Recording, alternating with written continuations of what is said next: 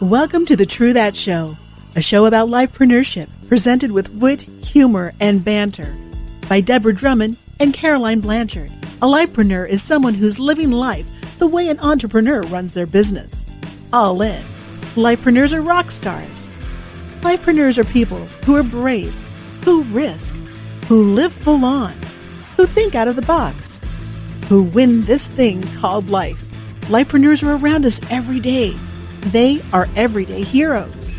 Join Deborah and Caroline, these two stage-walking women who tell it like it is. You'll learn from the most incredible lifepreneurs who will inspire you to be the best version of you. Now here are your hosts. Welcome everyone, and thank you for joining us this week again. Hi Deborah, how are you? Good morning, afternoon. How are you? You forgot good evening. I'm fantastic. Today we're talking with a speaker, with a woman that I absolutely love. I'm super impressed by her. So happy she was placed on my road and that we got to meet her. A woman that joined us in our 20 Powerful Women in Network Marketing book. So we'll get to talk with her in a minute. But there's one thing she said earlier that I absolutely loved. She's all about holding up each other's crown, which Ooh. Can you imagine how beautiful the world would be if women were really like this? Because I don't know about you, but I've experienced a bit more of cats trying to scratch off my crown instead of holding it in place. So I will ask you, Deb, your turn. When is one time that you really feel like someone held up your crown? And on the flip side, give us an example of one time you feel like someone really slapped off your crown. Those are the same thing. So how about I do this? It was interesting that we have this conversation this morning, and welcome, Lisa, because that's such a powerful thing for us. Hey, Caroline. I mean, if anyone watches our videos or see what we do and they're like, oh, Deb and Caroline. And there was a situation yesterday, right? Like, you want to talk about true that, be real. In the last 24 hours, I've had an experience where I had someone try to, I'll say it nicely, demote me from my personhood and my success as a businesswoman. And I'll talk a little bit about that. And then this morning, I actually picked up a call because I knew someone had their crown taken off, and I had 5 minutes before I got ready for our beautiful morning, and said, look, I called them. And so this morning, I had a call from, those late night calls. I had a late night call last night from a friend. Now, it happened to be a guy who's dating a woman who is not bringing out the best. Can I just say that? Is not being her best and not bringing out the best. And I've had this phone call about 6 or 7 or 8 times. So when I know that love is blind, right? And so I listened to the story, tried to give advice, not open, just wanted to vent. I'm like, okay, cool, And then this morning, as I was racing around, I kept call them. Now I've known this person 40 years. So I called them. I'm like, hey, you got 5 minutes? They're like, I'm backing up the truck. I'm like, don't say a word. I just want to let you know that there's 2 things you should never let anyone do. 1, make you feel insecure about yourself. 2, what would you say, because they're 60, what would you have said to this person if they did that when you were 20? They said, I would have told this person to, I'm like, no difference that you're 60. No different than you're 60. So that was my little incident and I'm like, I got to go. Don't argue with me. And they're like, thank you. And then yesterday, you know what? I find it when someone kind of throws off your crown, the most important thing I try to do is stay postured. Just stay postured, right? Like, stay true to who you are. And I am a huge advocate. I've had coaches in my life and people in my life, and I've always tried to raise the bars. I've raised the bar. So I had an incident yesterday. And so what did I do? Caroline, I called you. I called Caroline, and I was in a situation where I had signed up for this experience for a year with people that had shared that they were going to take me from one place in my business to another through a course. And it was the most expensive money I had ever spent on anything. But I'm like, I'm ready. I want it. I want to go there. They said they could, let's play ball. And very shortly into my experience, man, was my crown getting thrown off. It felt, and you know it because you're like, it feels derogatory. But because I had put them a little here in the world of business and finance, on truth, I started to question me. I'm like, well, I want to get to where they are financially. And then I realized, but I don't want to get to where they are as people. And it took a process inside, and I had to reach out to my people. And I'm like, okay, this was the situation. This was the experience. What is your feedback? I had to make sure it wasn't me. Right? Even though it felt like it wasn't me, I got that outside. So that was actually, that experience just happened within the last 2 weeks. I went through the process. When it first happened, 90% of me wasn't rocked, but the 10% was. The 10% was, I went and had to get that outside. And then so yesterday we had that experience, and I called in my gal pal. I called in the one that I knew loved me no matter what, and to get an outside opinion. And I walked away from that experience. It cost me some money. Didn't cost me as much money as they wanted it to. I held my own. And this morning I woke up and I felt fine. There was no residual, right? Isn't that amazing? When you hang out with people that hold you up, you don't wake up in that place of self-doubt. There was no residual. Awesome. Well, you can send me a check. You can send me a little part of what you saved. But you know what? There's one thing that I've heard, I don't know by who exactly and when, but it really stuck with me, is that when you buy someone's opinion, you buy their lifestyle, their paycheck, their personality. So, whether someone thinks you're great, or whether someone, whether you think you're great, or whether you think you deserve that or not, you're right. It's all about what you will decide that you take as criticism and what you won't. But anyway, I'm glad that you feel better this morning, because it's a busy day and I can't do the girlfriend thing. But today we're introducing an amazing woman, Lisa DeMayo, who has been in network marketing for quite a while. And I'm just going to leave it at quite a while. I'll let her, talk about it more. But basically, what I love about this woman is that she's all about making people feel better.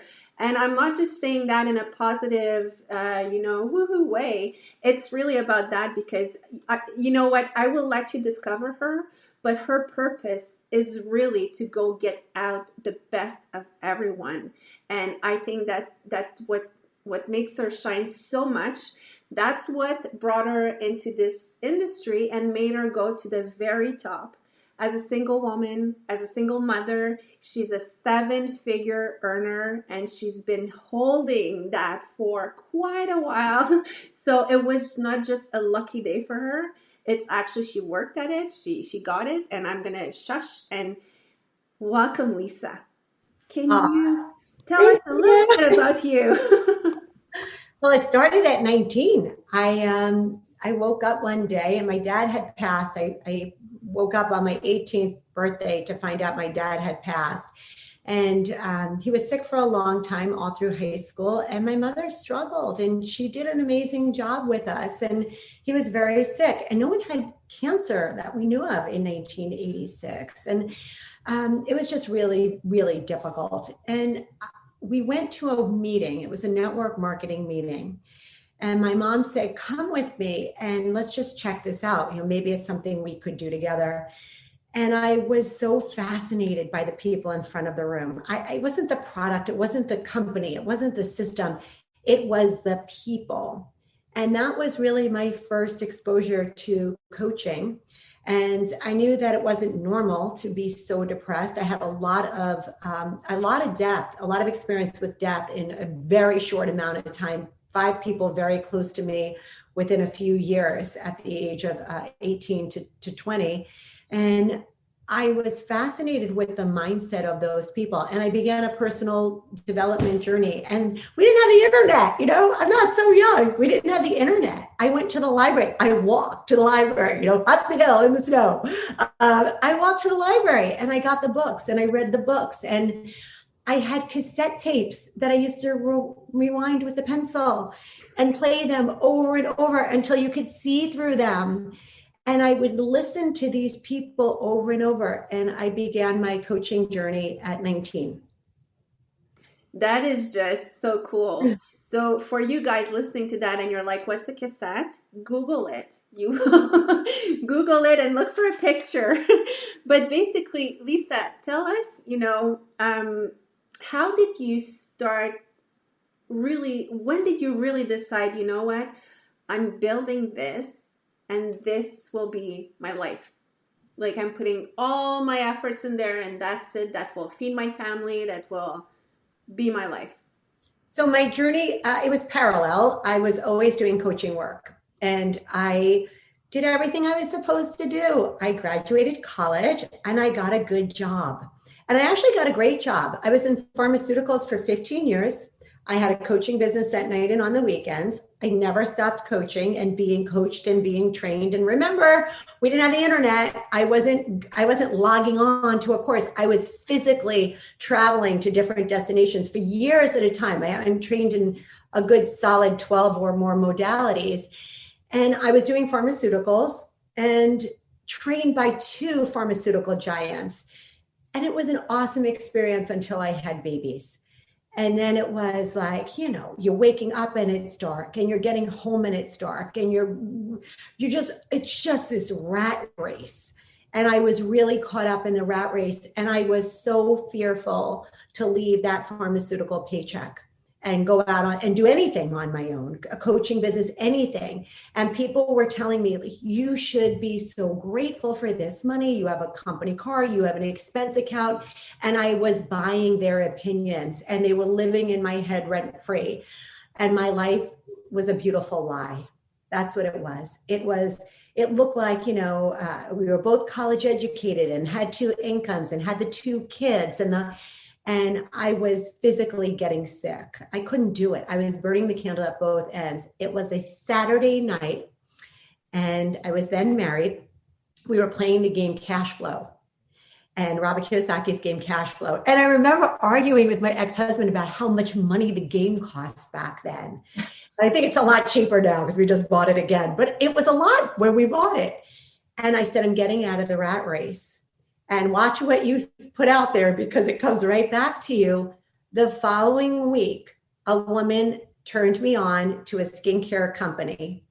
I walked away from my pharmaceutical job. Like, people thought I was crazy. You're making 6 figures in pharmaceuticals and you're good at it.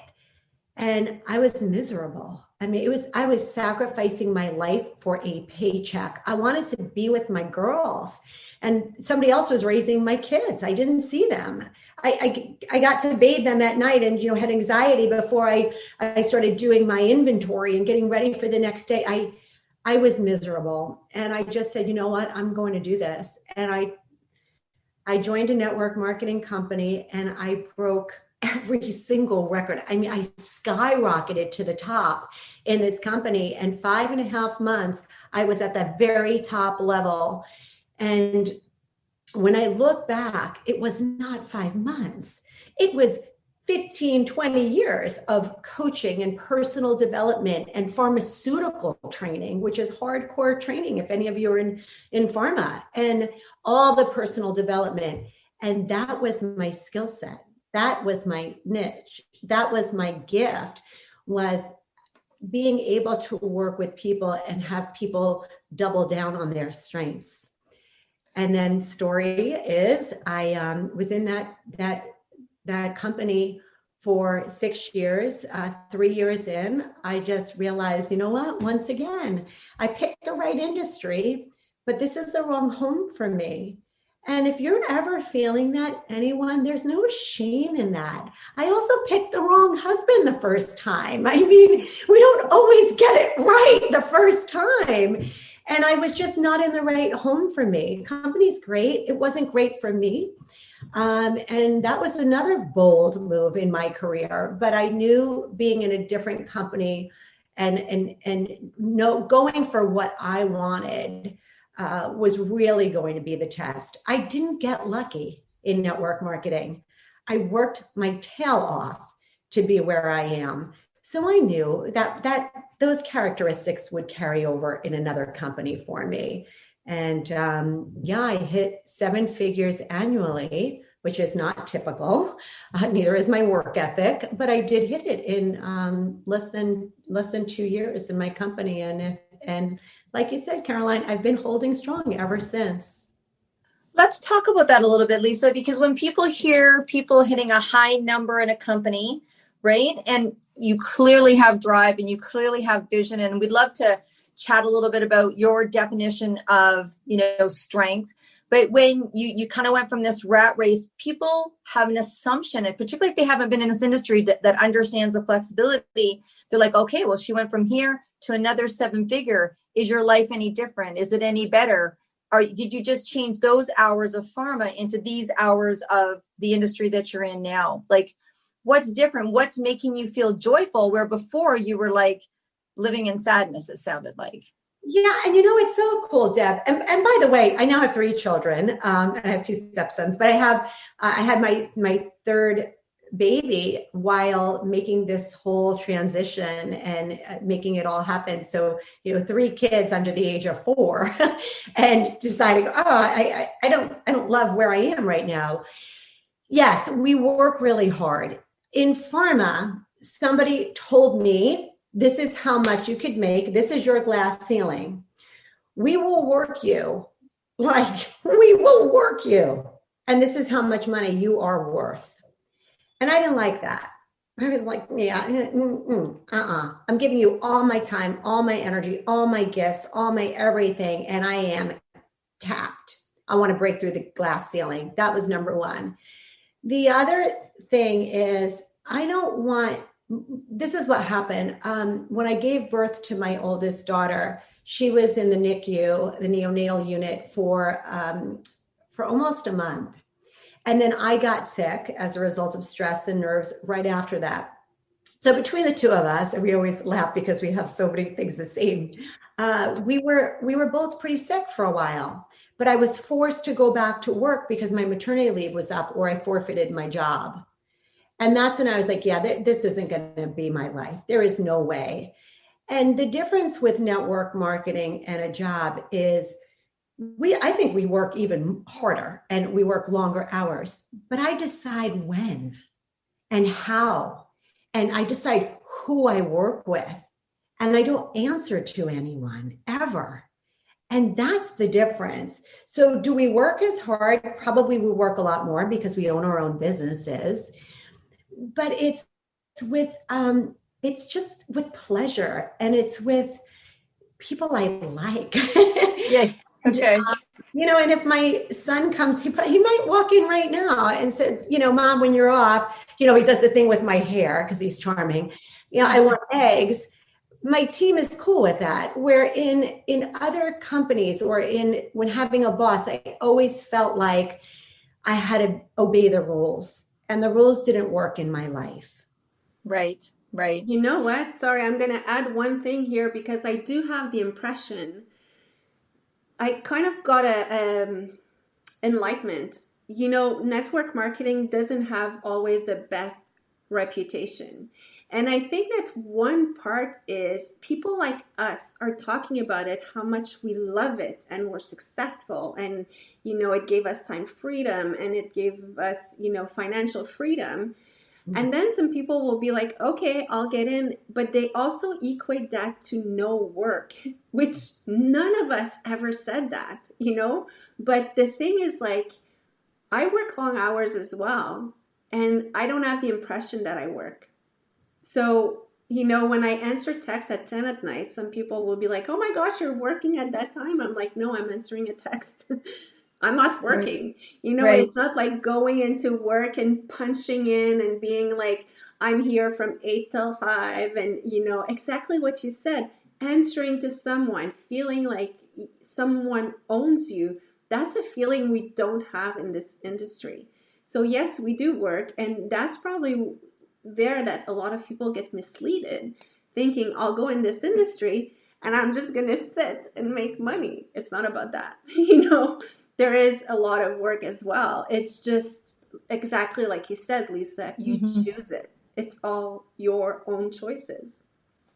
And there's a really interesting sense of freedom that comes around how we do our work as well. And that's one of the things we definitely want Lisa to talk on, because as someone we've been in the field for a long time, everybody has their own flavor. You know, I loved when Lisa said earlier, I don't do sales funnels. You know what I mean? And we've got people that think that when they come in now, because we're in e-commerce world, that they have to understand e-commerce, or they have to understand Facebook, or they have to understand LinkedIn, or they have to they're like, what's this new platform?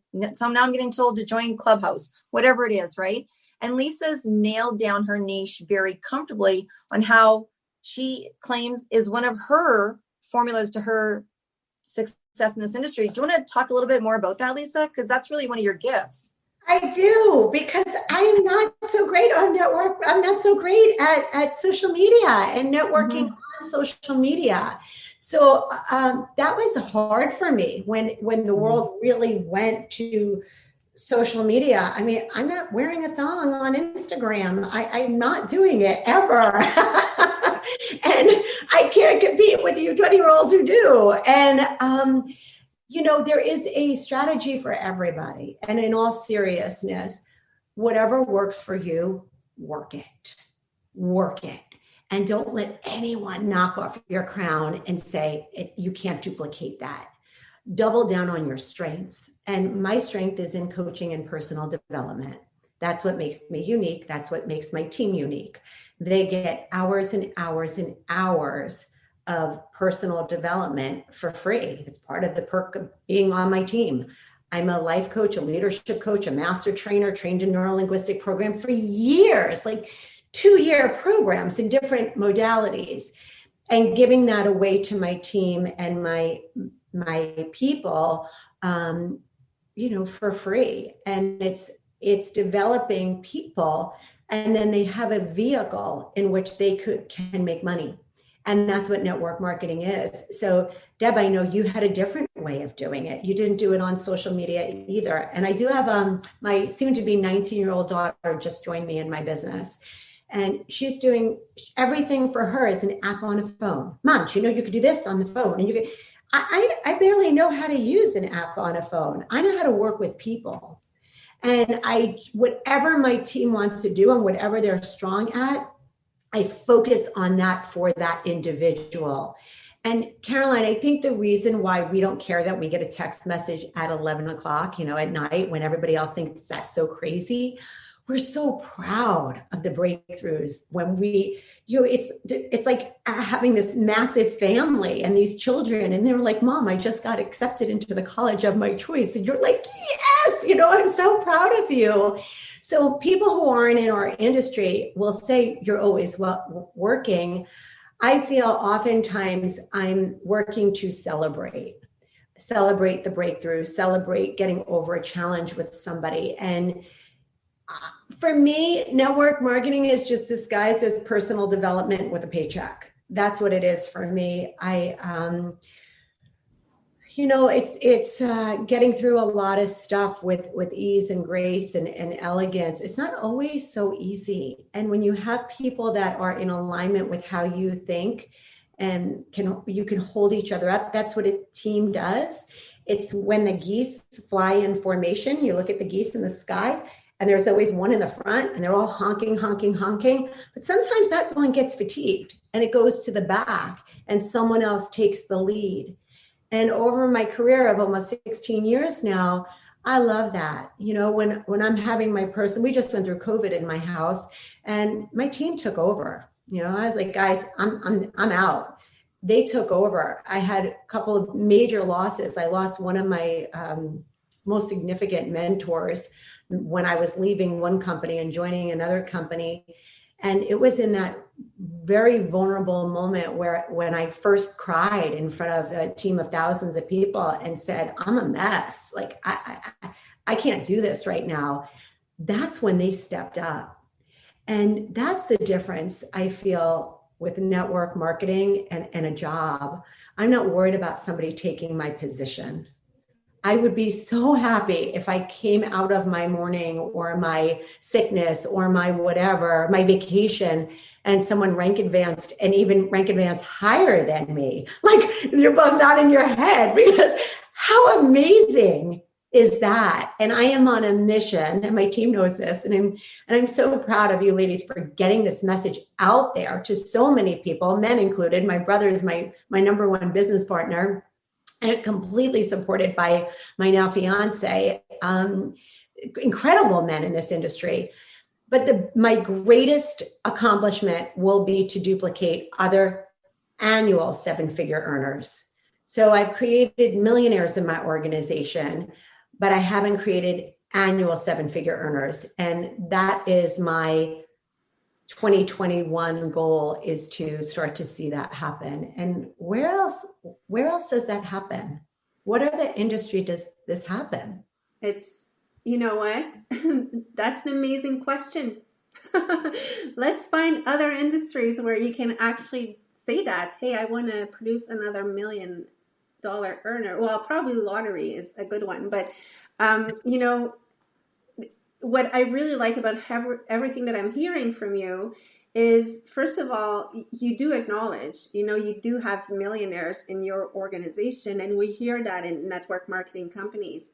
But being a 7-figure earner yearly, that's a whole other ballgame, because you actually need to build your business there, achieve your goal, and maintain it. And we all know here that maintaining business is almost more difficult than to actually acquire it.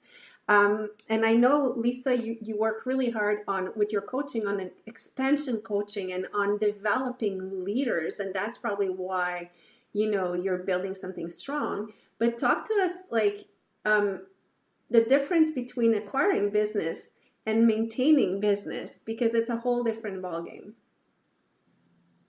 Yeah, I am so happy you brought that up. Happy people don't leave, right? You never met a couple that said, we're so happy together, but we're getting divorced. Happy people don't leave. And it's all about relationship building and building relationships. And I've seen it in my company. You've seen it in the industry, where people go crazy, like sponsor. They never stop working. And I work my depth. I drive the line. I work down deep. That's the piece is, it's maintaining what I've built. I don't want to go back and always be rebuilding. And that's what I've mastered. It's the retention. And I've had people leave. I had my number one business builder leave a couple of years ago, and we didn't skip a beat, not one beat, because her team was happy. Her team was happy here. So we actually grew as a result. It's not for everyone, and there's no judgment when people just say, you know what, whatever reason. But retention in this business is key. And I think sometimes we're always looking for that. We think we're going to find that next person who's going to be the rock star. And it's not like that. Everybody's a rock star. It's finding the strength in each person on your team to do what they're great at. And every life matters. And to really be building, there's this great story, and I use this all the time with my team, and I have starfish everywhere in my office. I have every gift that looks like a starfish, about a little boy walking on the ocean, and there's all these starfish on the ocean, and he's walking around, he's picking them up, and he's throwing them one by one, he's throwing them back in the water. And this man comes up to him and said, little boy, what are you doing? You will never, ever make a difference. Look at all these starfish. And he picks one up and he throws it in, and he said, made a difference for that one. That's what we do every day. That's what we do.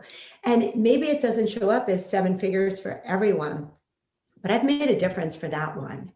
And for those of you who are starting out in network marketing, don't let somebody else's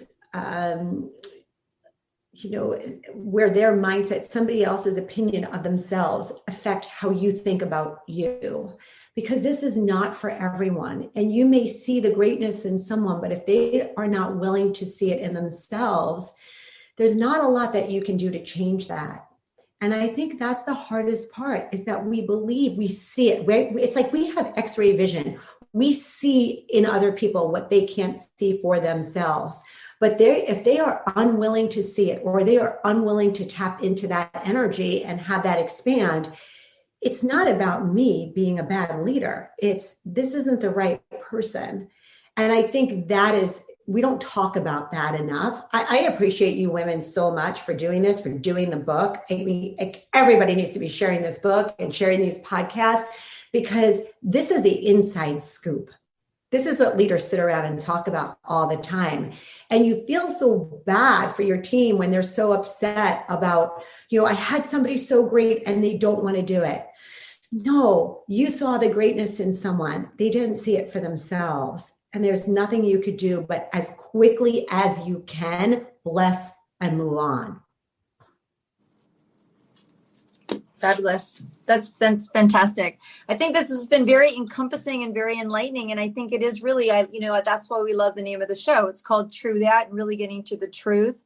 I think the more transparent and truthful you can be, the pressure alleviates, not only from ourselves, but from the expectation. I remember I was on TV and I was being interviewed because I kind of was a pioneer in the world of aromatherapy and no one knew what it was. So it was on TV, and Lloyd Robinson, I don't know if you remember him from CTV. If you're a Canadian, you would know who he was. And he interviewed me and he's like, what's one of the things that you want people to know? And I'm like, I want them to go get a second opinion. And you could hear this gasp. Now we're talking a few years ago, right? It was like, because we assumed that the doctor is supposed to be the everything, like that one person knows everything, and how dare I disrespect them to go ask somebody else's opinion. And I think that we're not given the permission. First of all, it's a lot of pressure on the doctor. It's a lot of pressure on the doctor, right? We're not given that permission. They're not given that permission to be, like you said, vulnerable, or to say, I don't know. When have you ever gone to a doctor or gone to it and someone's like, the doctor's like, I don't know. They don't, right? And so we feel like we need to know everything if we're a leader. We feel like we need to make sure everybody in our team has the same success that we want. We feel like, and I think it's really important for you to be able to share what you share so that people don't feel like it's all on them.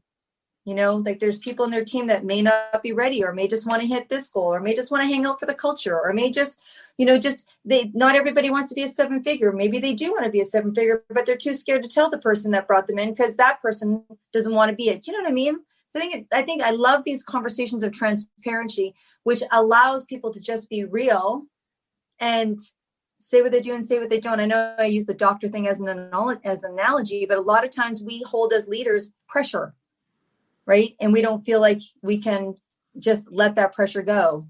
So anyways. That's a great analogy. I have to admit that I was wondering where you were going with that. But it was a great analogy because it's, but there's one last thing that I want to really touch on. And, it goes with the doctor and health because it also is part of maintaining good health. But Lisa said something earlier that really resonated with me, and I think it resonates with her story, and it resonates with life in general. It's, and I wrote it down, endurance versus strength. And isn't that a success recipe? So talk to us a little bit about that, Lisa, and I'll let you close and say your last words, but I think it would be a very good statement to encapsulate who you are, because I think you're, the perfect image of that statement, endurance versus strength. Yeah, I think people think most of us learn how to muscle through things. We get through stuff, all of us, men and women, kids, we can get through this. I think COVID is showing us this. We all got through the first couple of months of the quarantine, and it was like, this is great, family time, and everyone was posting how awesome. And now people are like, oh, I can't. We're going to kill each other in this house. I can't do this anymore. It's endurance.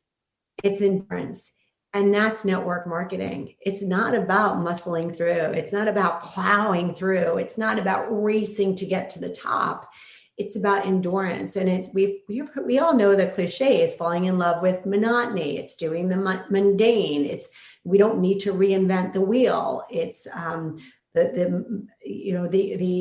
repetition is the mother of all skill. We hear this. And endurance for me is in mindset. And that's why I work so hard. It's why I do so much personal development coaching in my organization. It's massaging the way that we think. We go to a chiropractor to manipulate our spine to feel better, or a doctor to manipulate our system and give us something to get us back to be healthy. We need to manipulate our mind and change the way we think. We were brought up to think you trade time for money, you get a good job, you get a paycheck. And then we numb out, most of us, not everybody. And there's so many great jobs out there. And I'm so grateful for the people who are doctors and lawyers and massage therapists and hairdressers and love their jobs and love their careers. This is not for everyone. It certainly is not for everyone. But this industry requires being able to acknowledge what endurance feels like. And it's not always fun. It's you doing the same thing over and over again. And it is just like going to the gym. You can't go to the gym for 30 days and crush it and stop and have that rockin' body. It's going every day, a little bit, a little bit. I learned that with myself just working out. I thought every single workout had to be a killer workout until one day I didn't. And I'm like, oh my gosh, I'm really happy with my body right now. This is about maintenance. It's actually about being a little bit more gentle than the strength of plowing through and that acceptance. And I've learned that with my business. It's really in the softer moments, in the more gentle moments, in the doing the day-to-day. It doesn't always have to feel intense. And I think that's another thing that people really don't understand about network marketing. It's not always intense. And you see the constant posting or the people being very bold, but day in and day out, it's very fluid for those of us who have a business. There's a lot of laughs. There's a lot of you're connecting with people. You're laughing at your own stuff. You still can't believe you said that, whatever. And it's about the endurance and the process of learning and self-discovery. And that's what I love about it. Every year I look back and I'm like, wow, I thought I knew so much then, and I know nothing. I'm still a student. I'm figuring it out. And I'm here for the long haul. I'm in this company for the long haul. It feels great to, I can't be recruited. I'm unemployable. Where would I work? What would I do? And it's about endurance. It's really accepting that this is my life. And every day I'm going to make the necessary little teeny tiny adjustments to endure for the long haul. Fantastic. Well, I know that Lisa, we're going to be wrapping it up.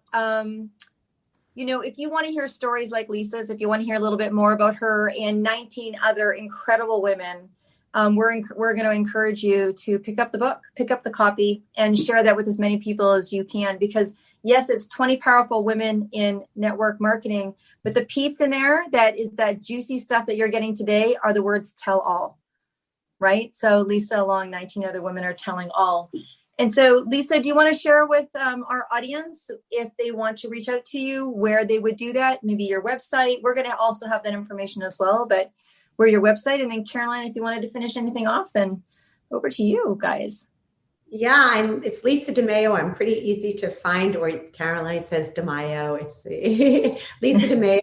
I'm at Isogenics, and you can easily find me on Facebook. I'm always on Facebook. I'm just starting now with Instagram, but on social media, it's Facebook or my website, Lisa DeMayo at isogenics.com. So Thank you, ladies, so much. And I look forward to the book launch, and listening to the podcast and really learning from all the other women and always being a student. So thank you. Oh, thank you so much for being here today, Lisa. It was an honor to have you with us. I feel so blessed to know such powerful ladies, because even if we look on the screen here, like the brunette and the blonde that I'm talking with, that's a lot of power combined. That's a lot of power combined.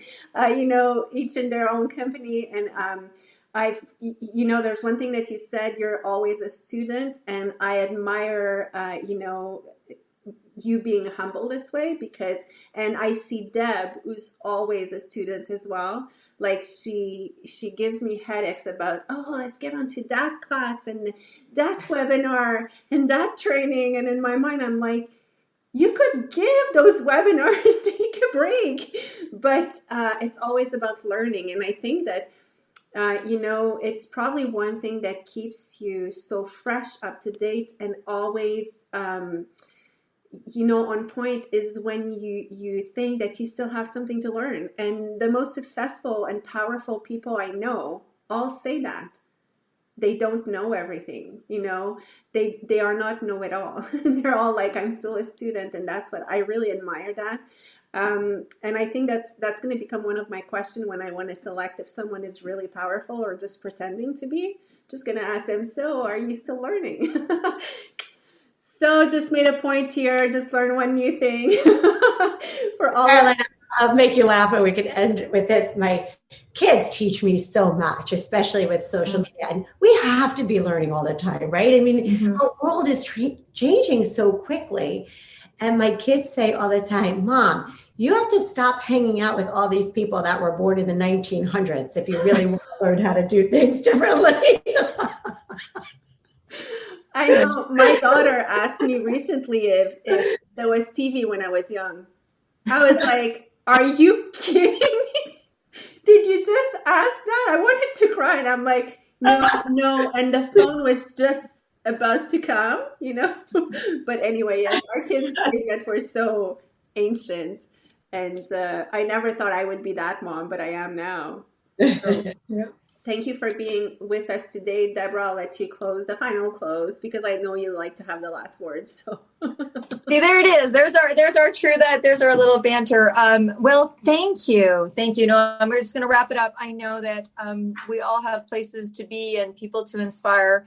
Thank you again, ladies. It's always a pleasure. It's always a pleasure, and I look forward to a continued success and continued conversations. And I just encourage anyone who's listening, if they ever thought of wanting to do something different, to really reach out, ask. It's okay. Break and not be afraid, like you said, to learn new things. This is a very interesting time for all of us, whether we're 6-figure earners, 7-figure earners, 8-figure, whatever our income is. This is a funky time for people in business. And so I think holding true to what you do and holding true to what you know and working that to the best of your ability, it's okay to master one thing. It's okay to master one thing if that one thing is working for you. I think it's really important. So with that, we will close. And thank you, listeners, for always tuning in. Thank you so much. Bye, ladies. Thank you.